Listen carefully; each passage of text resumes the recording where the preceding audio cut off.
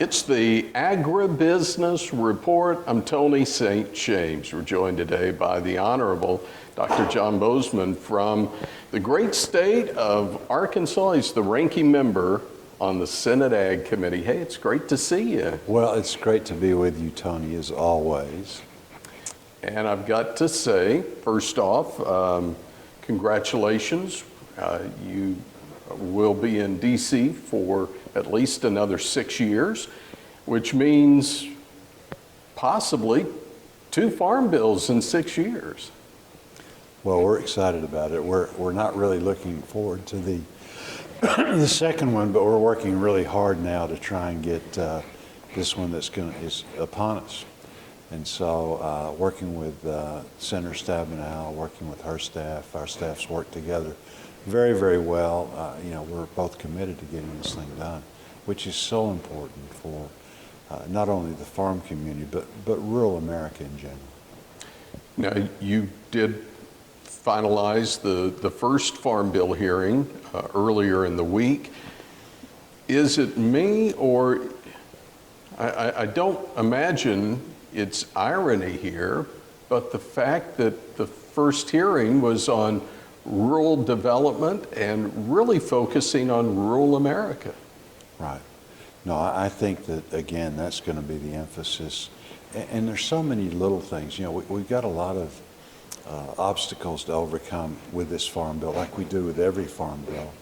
But there's some things that we simply could get done that wouldn't cost any money, would be a savings, make it easier. Things like making it such that you don't have to hire a grant writer. If you're in a small community, maybe a couple thousand people, a mayor that is part-time, just don't have the resources. You shouldn't have to spend several $1,000s to try and get a grant where you don't really know if you're going to get it or not. You don't have that kind of money to waste, and yet there's so much low-hanging fruit out there for these communities that desperately need it. So those are the kind of things that I think we're going to. It sounded like yesterday there was complete agreement on the committee. Lots of questions from both sides, regarding that. But besides the big things, we're gonna dwell on those things, which I think are very, very big things. Also, sometimes are overlooked.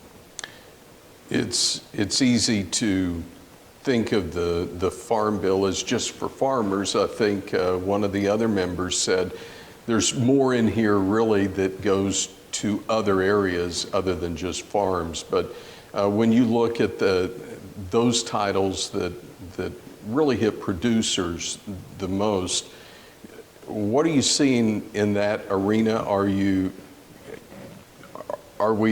hitting the mark with the current farm bill? Do we need to tweak a few things? No, we're going to need to be tweaking it, and I don't know exactly how much, because I don't know what the world's going to look like in the next 3 or 4 months. We're in uncertain times. This issue with Ukraine, it sounds like the Russians are going to acquiesce and open the port. We don't really know that for sure, though. Even in doing that, so they seem to slow things down. So, the ability of the Ukrainians to get their harvest, to market, get it out of the country, get it primarily, half of it goes to Africa, is going to be a real challenge. And then 2, their ability to plant for the next growing season is also a real challenge. So that's going to affect world food prices. All of those things, I think, are going to affect the next farm bill as to what we need to do to make sure that the safety nets are in place so our farmers can go to the bank, borrow the money that they need, to produce another crop. I think you've opened the door to talk trade as well. Ag is reliant on international trade. We grow more than we can consume here. So when you look at trade, how are we doing? Where do we need to go? Well, trade is so important. I know in Arkansas, and this is true throughout, the rest of ag country, sometimes even more so, 40% of the stuff that we grow in Arkansas is export. So we've got to think in terms of having one customer here and many, many customers throughout the rest of the world in various countries. And so we're working hard to get our trade people in place. They're still not in place. We've got a problem with different members holding them up. But myself and Senator Stabenow are united in making sure that we push that forward as quickly as possible. There are other things I'm worried about regarding trade. This 30 by 30 thing that the President Biden, did an executive order, 30% of the land and water in conservation by the year 2030. You can't do that without dramatically decreasing production.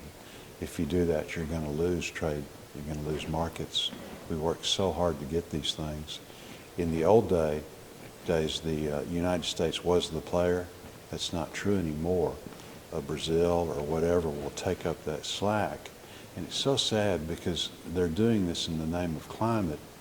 Brazil's not going to produce in the climate-friendly way that we do. They'll be cutting down rainforest, and it'll take twice the acreage that it does.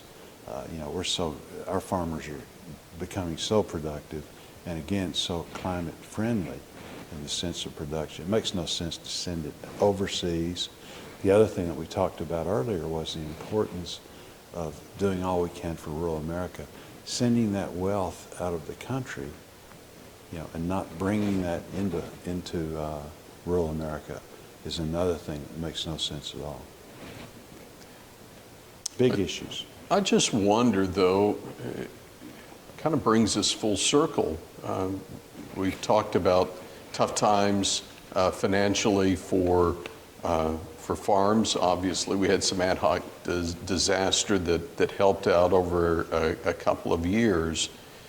But all of that comes at a cost, which brings us to how Congress spends its money and some year-end spending bills. What are you seeing there? Well, we're going to have to wait and see, Tony. I think we've really done a good job as a Congress supporting our farmers with various disasters, and they've been all over the map, from hurricanes to, the incident in Iowa the list just goes on and on and on. So we've done a good job of doing that, but it's basically Congress, fighting for those dollars and getting them out the door. Sometimes those in need, though, won't receive those dollars for a couple of years because of the way the system works. So that's something we really got to look at, and I don't know exactly how we do that. I'd like to do it through the existing programs that we have and really kind of double up and maybe make them a little bit more resilient. But this is something that needs to be done. We're in a situation now, we've had a lot of drought going on, and we need to take care of those folks. We had some flooding earlier, so we'll be fighting for some dollars, in the next big spending bill.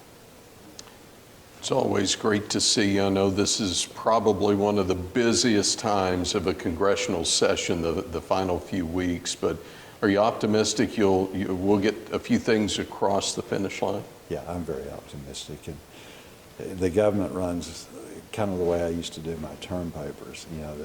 You wait and wait, and then you pull 2 or 3 all-nighters to get it done. We have these hard deadlines, and it seems like the more important the bill,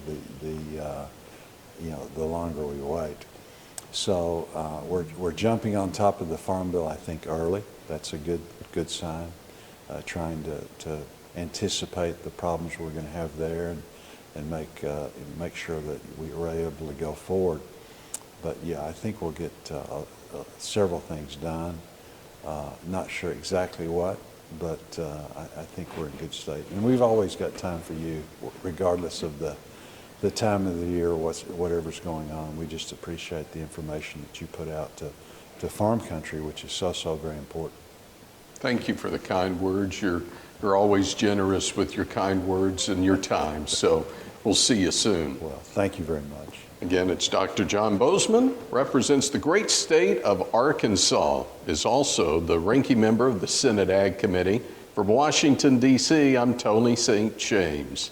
It's the Agribusiness Report.